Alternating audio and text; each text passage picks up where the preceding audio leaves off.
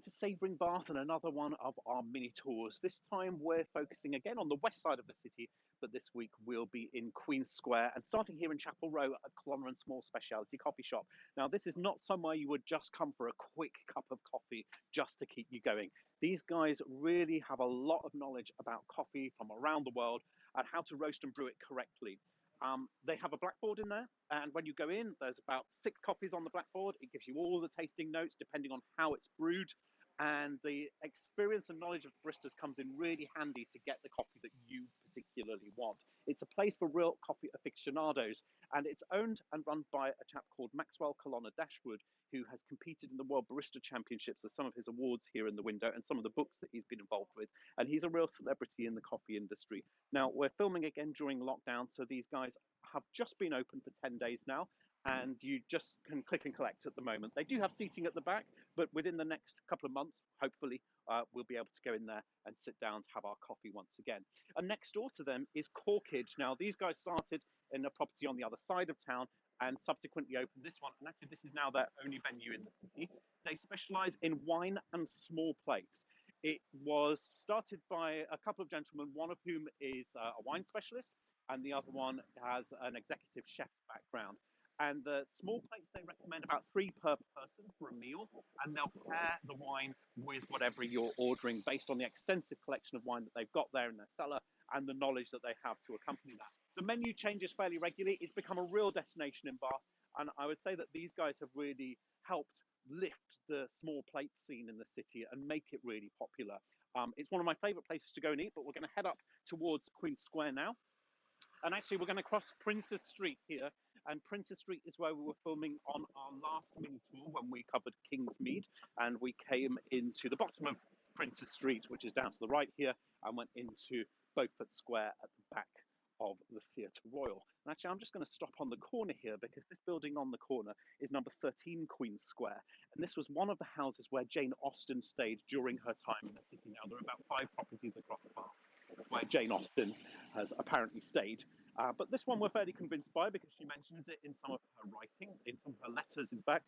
And she stayed here with her brother Edward during a visit to the city in 1799 when Edward had come to take the waters. Today, it's not somewhere that you can go and visit. It's actually the offices of a legal firm, I believe, or possibly solicitors. But that's number 13 Queen Square.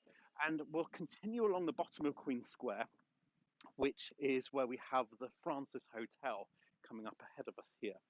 And we'll stop there next. But Queen Square was actually laid out in the 1720s, and it was named after Queen Caroline of Ansbach. She was the wife of King George II, who was on the throne of England at the time. Now, the Francis Hotel is a beautiful property. It was refurbished just a few years ago, and it's part of the M Gallery Accor chain of hotels. But it was this hotel where the Beatles stayed during their one and only visit to Bath, their only concert visit to Bath, which was in 1963. And I'm sure they get lots of requests for the room that the 4 boys stayed in. Now, they've got a lovely restaurant here, but in fact, that's housed in the part of the building which was destroyed during the Baedeker air raids of 1942. In April 1942, this end of the building was mostly destroyed, but it was rebuilt in the 1950s using Bathstone from the original Bathstone quarries, which are up above the city now. And actually, the work is fairly seamless. It looks like it could have been constructed in the 18th century as it would originally have been. But we're crossing Barton Street here, and I'm just going to stop here to get a nice view of the square because you can see the obelisk in the centre. Now, that's dedicated to Frederick, Prince of Wales, and he was the eldest son of King George II and Queen Caroline, after whom the square is named. And being the eldest son, of course, Frederick would have become our next king, but we never got a King Fred, and that's because Frederick sadly passed away before his father. So the lineage actually passed to Frederick's son, who eventually became King George III. But the obelisk in the centre there is our memorial to Frederick. Apparently, Frederick didn't get on with his parents too well. Apparently, when he heard that his mother passed away, he is alleged to have said, at least that's one good piece of news this week, which doesn't sound too nice. Anyway, that's Queen Square. We'll be coming back to Queen Square shortly. Just down Barton Street at the bottom there is Kingsmead, where we were last week, and actually Thoughtful Bakery is there on the right-hand side. But we're continuing along Wood Street, and there's a lovely story here because we're coming up to Quiet Street and John Street. And John Wood was one of our major architects in the city. He was the big name in building work in the 18th century. But apparently, he had a rather unfortunate reputation of being a nuisance, and he would go and sit in the council chambers, waiting for the councillors to come out to approve the names of the streets that he was building.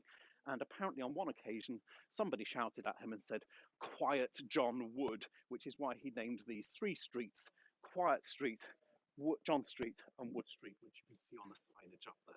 Now, on the corner of John Street, we have axtonWhitfield, which is one of our main cheesemongers in the city. We've actually got three cheesemongers in Bath, but these guys are the oldest, not necessarily oldest established in the city, but they started their business in the late 18th century in London. They have two outlets in London. They also have a shop in Stratford and this one here in Bath. They also have two royal warrants, which are in the window. And we do visit these guys during our tours. We have certainly done it in the past. We hope to again in the future. They've got an amazing selection of cheese. And apparently Winston Churchill once said, "A gentleman only buys his cheese from Paxton and Whitfield." Now, just before we head up to the top of Queen Square, we'll swing round very briefly because down at the bottom of Queen Street here, you can see the arch where we were, possibly just through the glare of the sun.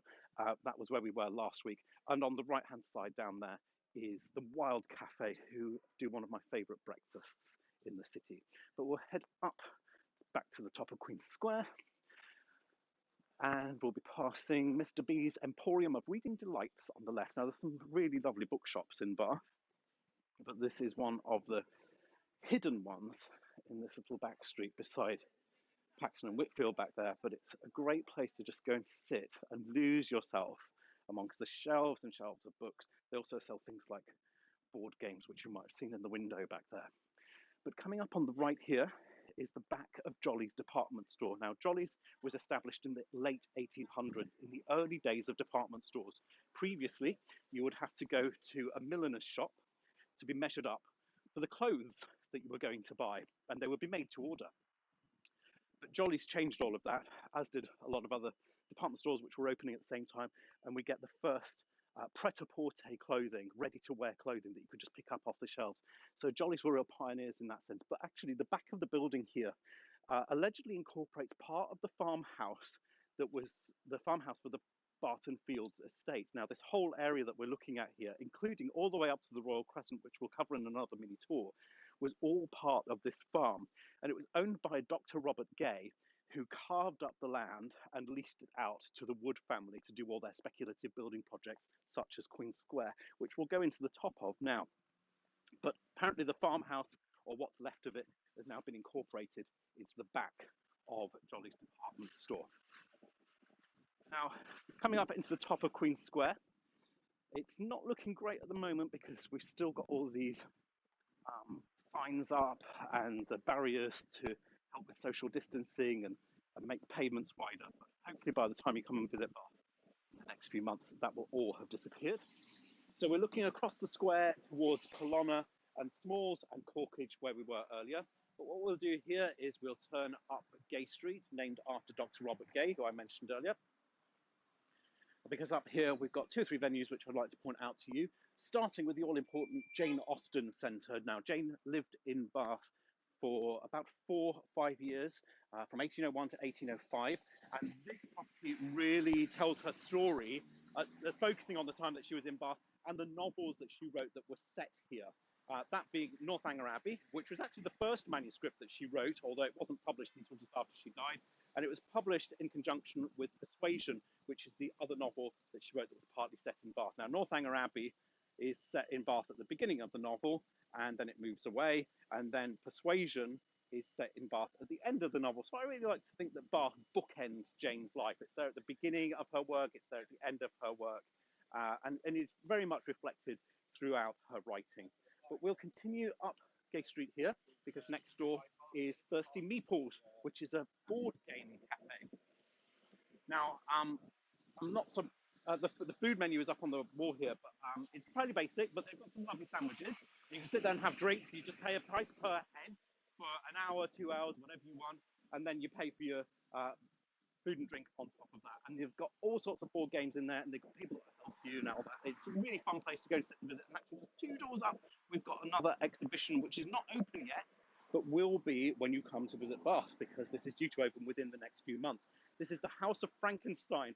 And of course, Jane Austen wasn't the only writer associated with the city. We've got stories about Charles Dickens, Henry Fielding, and of course, Mary Shelley. And Mary Shelley was actually here in Bath when she wrote the biggest portion of her famous novel, Frankenstein. And this museum is going to focus on all of that, including allegedly a recreation of Dr. Frankenstein's lab, but of course, lots of information about Mary Shelley. And we hope that this will be open so you can come and visit when you join us on a tour of Bath in the very near future.